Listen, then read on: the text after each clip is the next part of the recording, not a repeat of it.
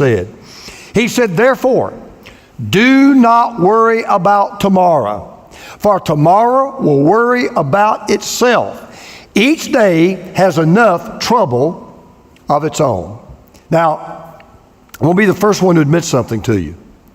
It's a lot easier to talk about how not to worry than it is not to worry. I'm just telling you right now, it's a lot easier to talk about overcoming worry than it is to overcome it. As a matter of fact, can I be honest?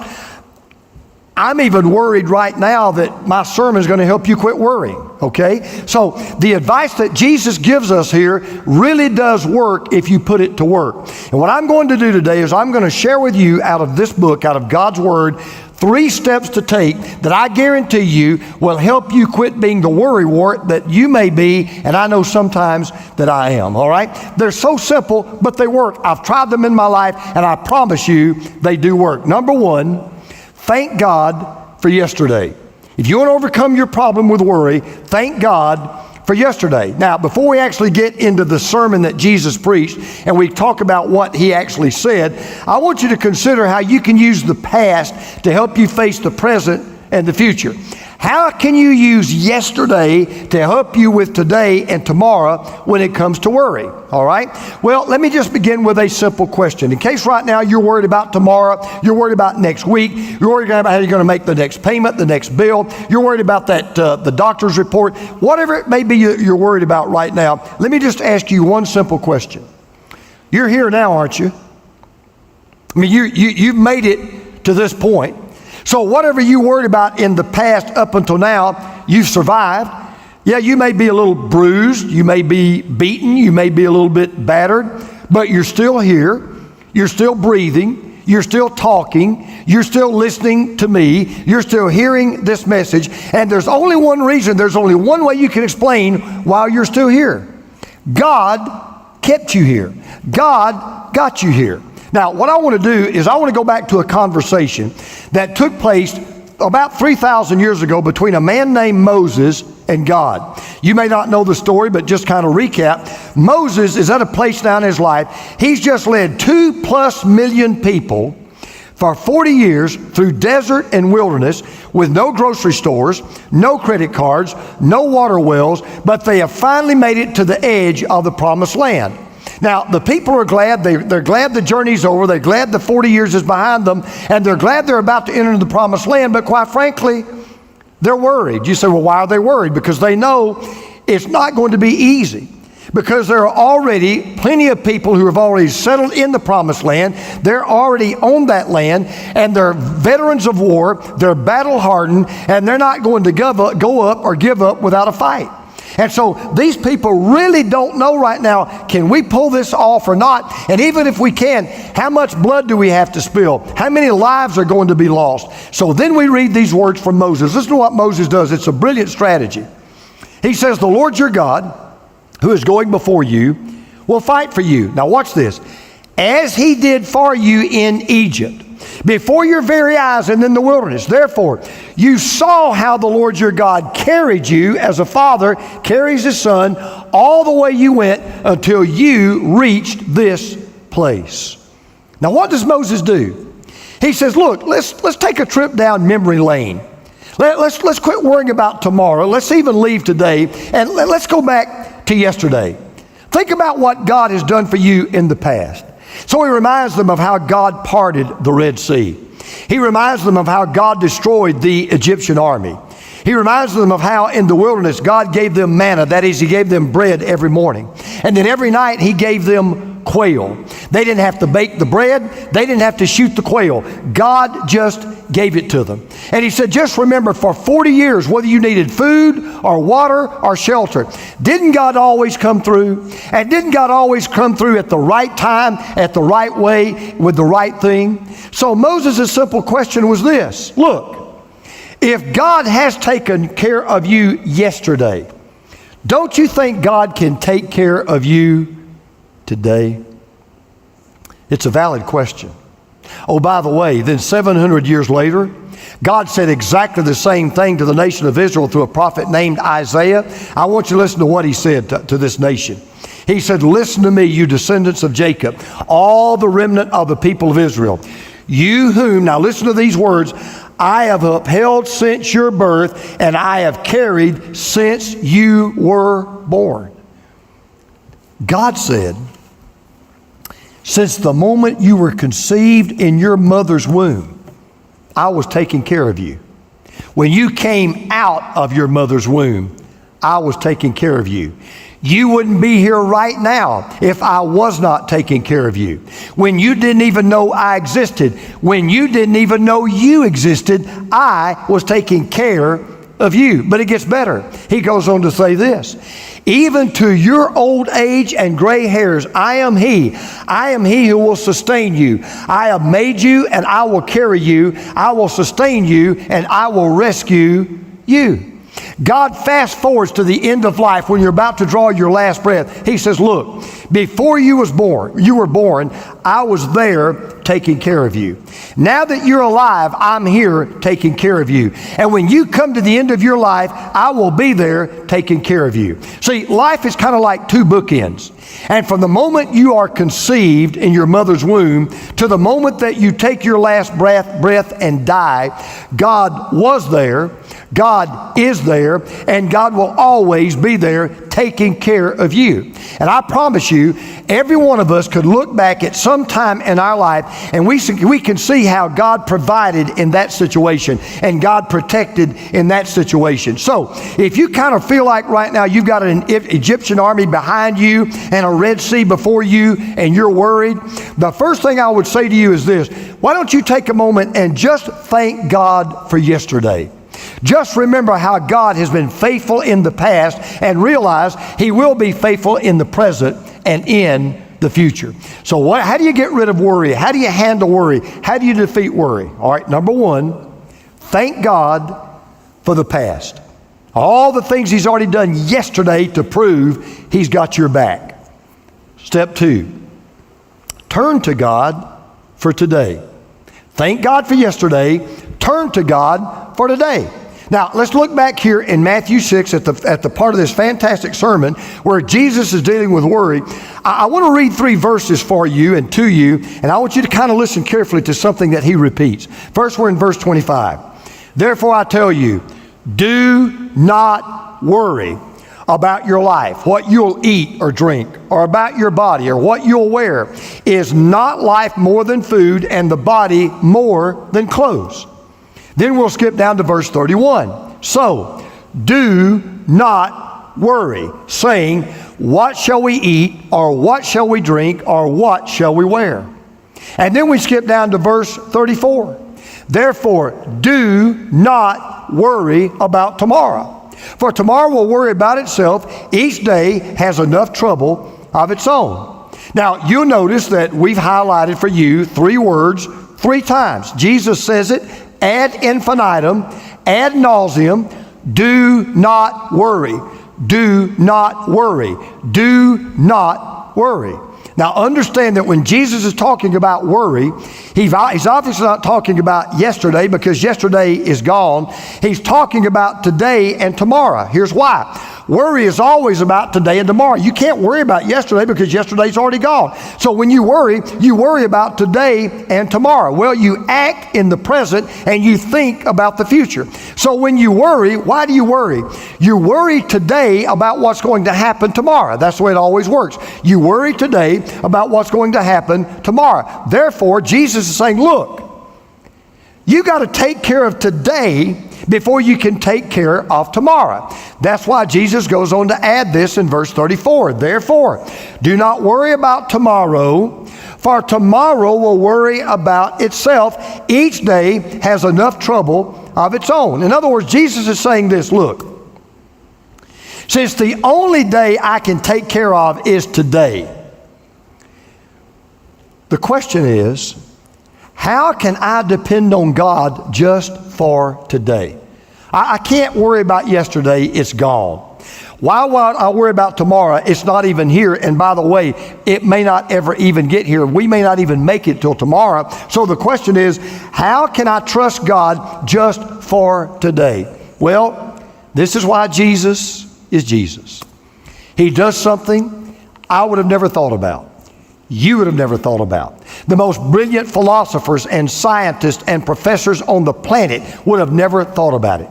Jesus gives two simple illustrations to prove that we can all depend on God for today. Now, before we look at them, I want to remind you that there's something you and I can do that God can't do. Now, I know that may shock you when I say that, but there is something you can do and I can do God absolutely can't do. You say, what in the world is that?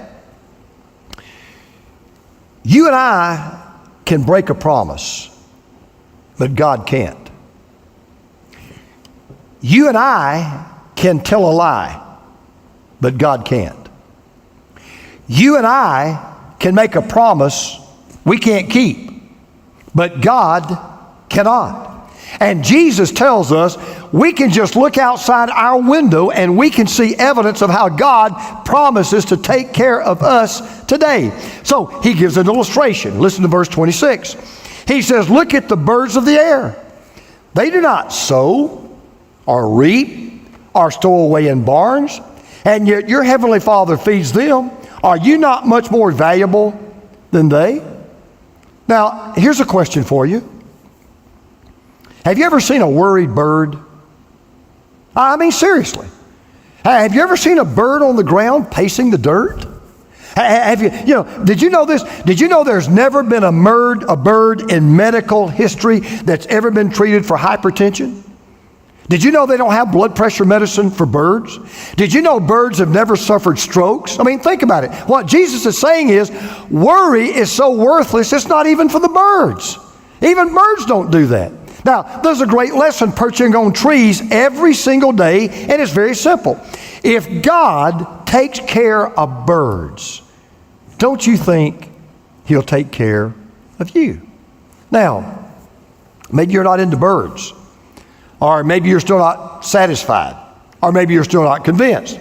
So God says, okay, you're not into birds, let's try flowers. Jesus says, and why do you worry about clothes? See how the flowers of the field grow? They don't labor or spin. Yet I tell you that not even Solomon in all his splendor was dressed like one of these. And if that is how God clothes the grass of the field, which is here today and tomorrow is thrown into the fire, will He not much more clothe you, you of little faith?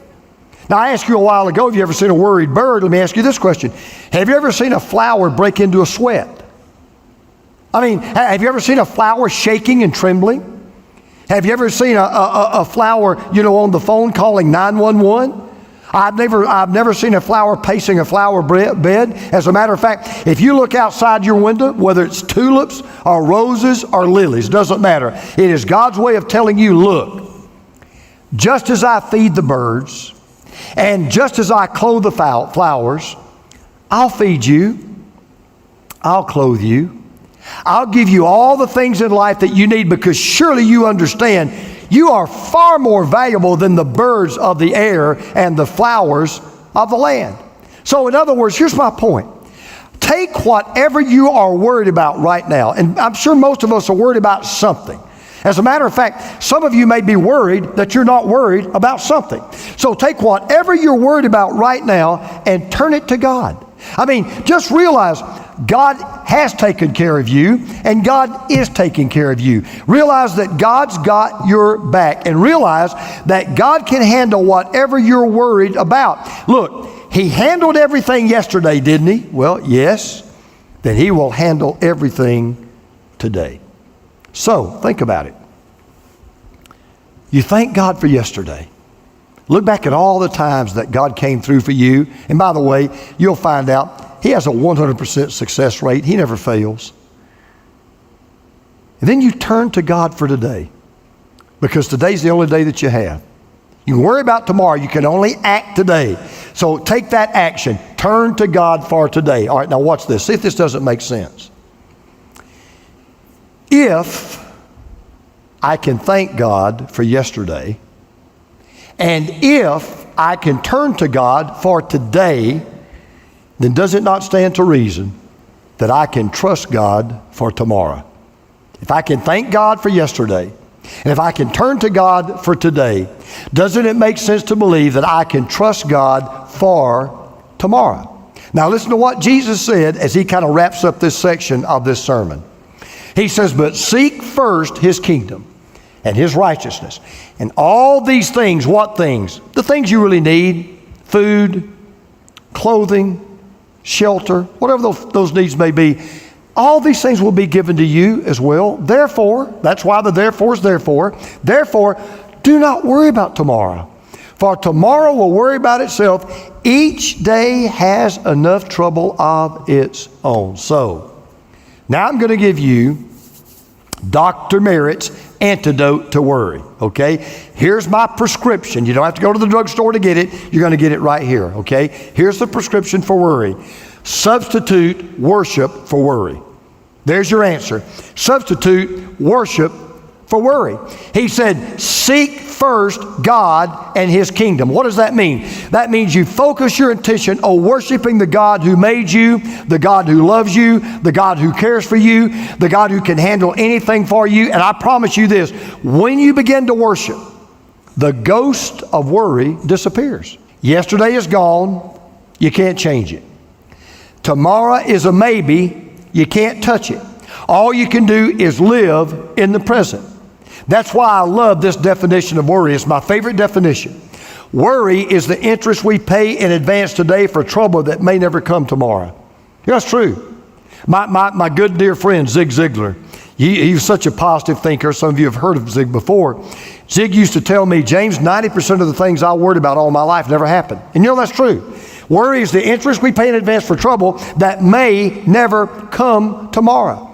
I love philosophy, and my favorite philosopher, the deepest philosopher I've ever read, is Yogi Berra.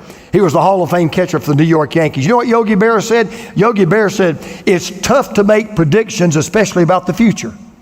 You know, that's true. You really can't predict the future. You don't even know if there's going to be a future or not. So the first thing you've got to do if you're going to deal with worry is this. Listen, you have got to leave tomorrow alone. You've got to get tomorrow out of your windshield.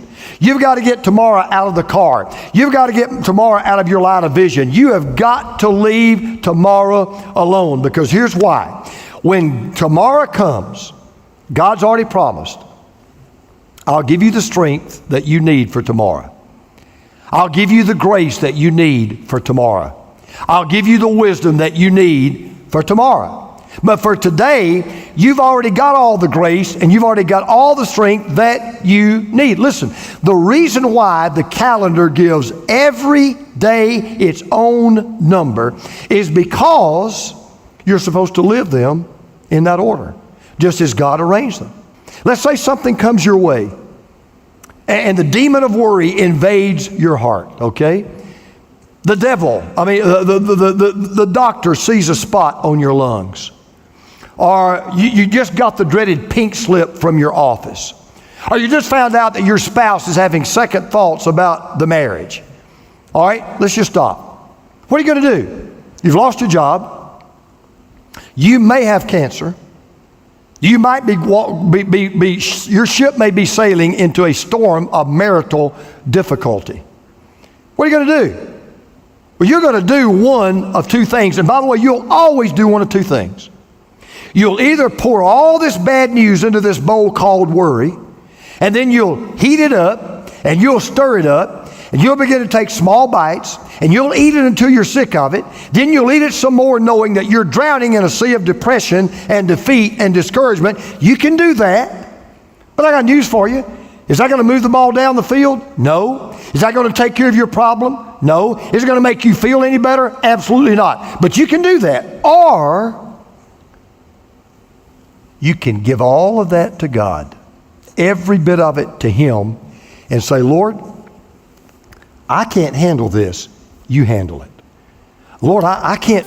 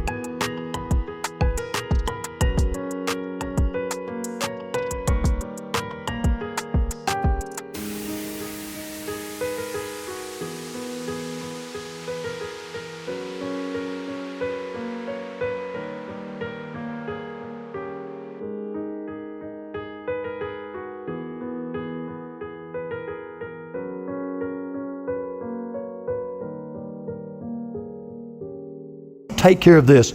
You take care of it.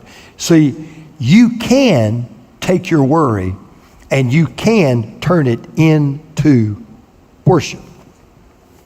I want to show you something. This basketball, NBA basketball. In my hands, this particular basketball is kind of an indoor-outdoor basketball, recreational. In my hands, you know what basketball's worth? About $19. In Stephen Curry's hands, that basketball's worth $33 million. Or for example,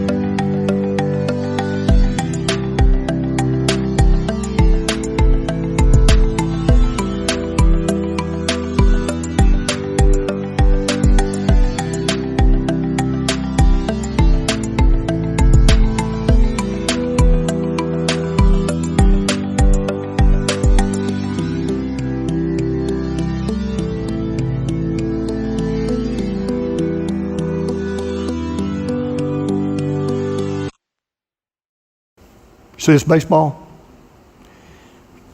My hands, baseball's worth about $6. In Clayton Kershaw's hands, it's worth about $34 million.